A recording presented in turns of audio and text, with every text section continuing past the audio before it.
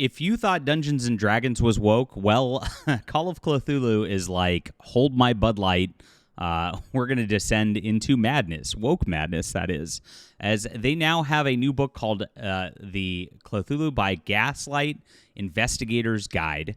And it is set in Victorian England. It's meant to be like a steampunk sort of setting, sort of thing. And it's woke. It's really bad. We'll get into the news in just a moment. Please smash that like and subscribe button. Join us here. We're getting really close to 50,000 subscribers, which is amazing. Thank you for all you gamers for being there.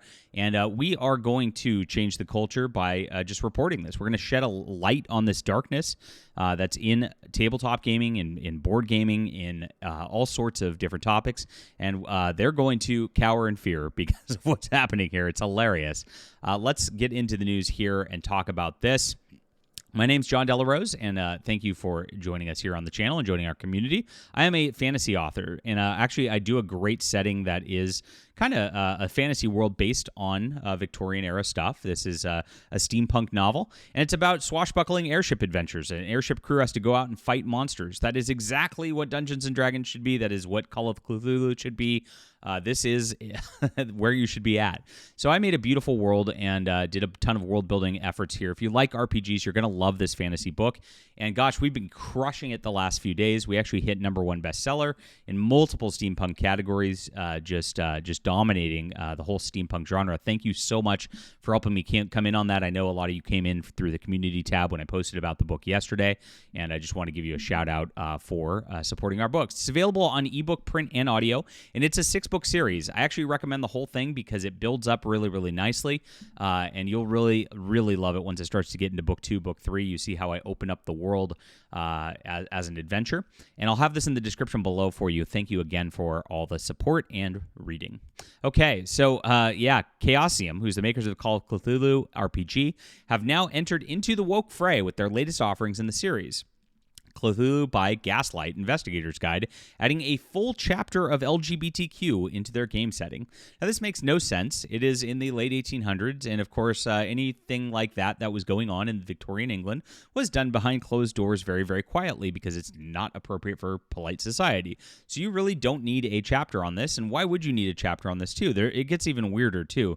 You start to look at what these people are trying to do with tabletop RPGs, and it's very much not tell a story of fighting monsters and things like that, but it's just act out their sexual fetishes, which, if anybody's like that, it's at my table. I got to tell you, you're getting out of my house because I don't want that anywhere around me. Doesn't make any sense. Now, this, if you don't know what this is a horror RPG based on the worlds of H.P. Lovecraft, and of course just has all the darkness monsters lurking in the dark who are kind of controlling everything.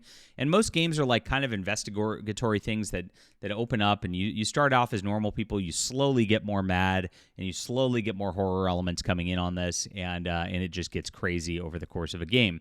Usually there's really no way to win.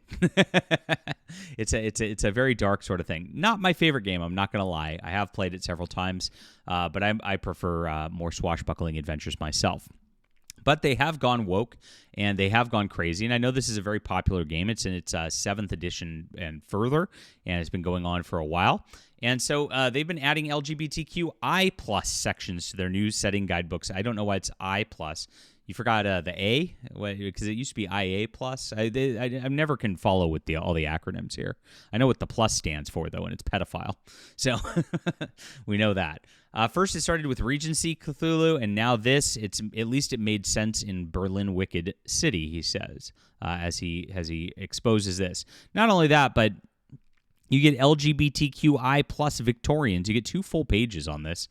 Right after Sex and Society, it's like, why do we need to talk after race and ethnic minorities, after women and this sounds fun. So you got like a full 10 pages of the book dedicated towards virtue signaling identity politics and just getting in your face over just like left-wing identity politics rather than just letting you play your game in a Victorian setting. This is obnoxious.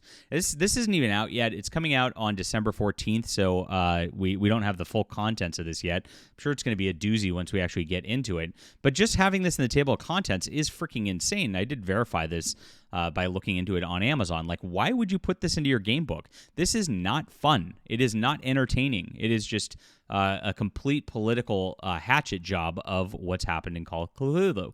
And it doesn't really make sense for the setting either. Like, Victorian setting is very proper. You shouldn't have this stuff in public. You shouldn't have this stuff out there. And what's happening? I mean, obviously these people would want to go off on these fantasies and play them out, which means they're getting into weird stuff. Like, that really has no place at a table. And that's what all of these games have been doing lately. Because all of the weirdos have taken over these studios, they're making them into like these like little fetish games rather than actually playing adventure games like they used to be, or investigative games, or just action games. They now are all in the same direction, and it's all about just playing out people's weird stuff that they want to talk about, because I guess I don't even want to think about it. Ugh. Now, people talked about this, and the comments on this were pretty funny. This is one of the funnier ones. It actually said, why don't they have a section on how early 20th century women didn't have the right to vote, and many of them preferred it that way, too, while they're at it. And, of course, Magic Man says they probably do. We do have Women and the Law right here, talking about that as it goes on. Now, I did some research into this, and they've been doing this for years. At least since 2020, Chaosium has been inserting this nonsense into all of their products across the line. And these people don't just do Call of Cthulhu. They also do RuneQuest and Pendragon, and they've been using their company to push the woke agenda through all of this. So this is from the original Berlin, the Wicked City, where they actually said the section on LGBT issues is remarkably informative and explains how the people of unconventional sexuality can find a welcoming place in Berlin. For the RPG supplements, Berlin sets a new bar. Oh, please clap. Please clap for the literal Nazi LGBTQs. I don't know. It's so weird. But they also have been virtue signaling that they are giving to LGBT charities. And this is a drive-through RPG release, and creators are asking for this. And they are going to be donating their share from Chaosium to the Trans Law Center. So I looked this up. Well, I mean, you can't make this up. Trans Agenda. Like, right on there. It's from Oakland, California, right outside San Francisco, one of the worst cities out there. And it keeps trans and gender non-conforming people alive. Oh, okay. Well, if you'd help them with their mental illness, that would do better to keep them alive. But hey, don't ask me. So this is what they're donating all their money to at this company. Now, it's gone further, and of course, when you get back into 2020, they've done very much the same thing with their game Pendragon, and they put this on RPG on Drive-Thru RPG as well, running to, quote, support Black creators and racial justice. So they gave all their proceeds to the Black Lives Matter grifting organization. Now, what does Black Lives Matter have to do with black guys in creators in RPGs? Absolutely nothing. It didn't do anything. So they just wanted to virtue signal politics and give to this, again, grifting organization that was trying to stoke race wars at the time. Had nothing to do with games, nothing to do with RPGs, but you could see they blasted this right across their main social media page because they wanted to get in on this grift as well. And so there it is. They are pushing very, very hard. This entire company is completely paused, completely woke. They are having it across all of their lines, not only Cthulhu stuff, and it's crazy. Now, this is right in the wake of Dungeons and Dragons getting called out by Elon Musk, and Elon Musk saying he might buy Hasbro to stop this thing. But honestly, guys, if you've not paid attention to this stuff beyond this, the entire RPG industry, I know we've got a lot of regular video gamers and just people who read sci-fi and fantasy books who are learning about this stuff from this channel for the first time. This entire industry is really bad and really rife with this stuff. I'd say the worst company out there are the people who make the World of Darkness books. They're the most probably, like, you know, if I was going to rank degeneracy, they are the number one. But this company's up there.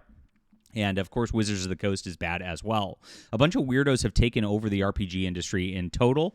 And there's it's really needing like a completely just shift and complete gutting of what's going on here. Now, there is a great system on Drive-Thru RPG. It's called ACKS, Axe.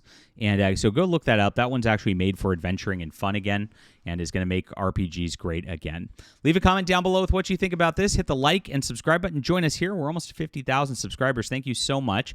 Please sign up for the Fandom Pulse Substack, where we write our articles of the day. And do grab this great series, guys. You're going to love this. For Steam and Country is book 1, but I would love for you to come in on all 6 books. It is on sale, and I appreciate you for being there. The link's in the description below. It's on ebook, print, and audio.